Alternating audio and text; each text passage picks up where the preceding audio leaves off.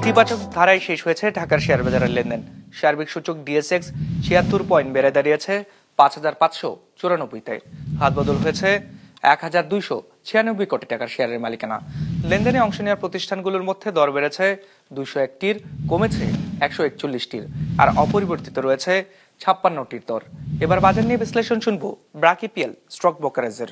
আজ DSEX index close হয়েছে ৫,৫৯৪.৩৯ পয়েন্টে, যা গত বৃহস্পতিবারের তুলনায় ৭৬.৪৫ পয়েন্ট বেশি। আজ টার্নওভারের দিক থেকে মার্কেট ঊর্ধ্বমুখী প্রবণতা প্রদর্শন করে, যা গত বৃহস্পতিবারের তুলনায় ১৪.৫% বেশি। এদিকে অধিকাংশ লার্জ ক্যাপ সেক্টরে আজ পজিটিভ পারফরমেন্স দেখা গিয়েছে, যেখানে সবচেয়ে ভালো পারফর্ম করেছে engineering sector, followed by food and allied এবং টেলিকমিউনিকেশন সেক্টর। আজ টার্নওভারের দিক থেকে সবচেয়ে ভালো পারফর্ম করেছে pharmaceutical sector, followed by textile এবং ব্যাংকিং সেক্টর।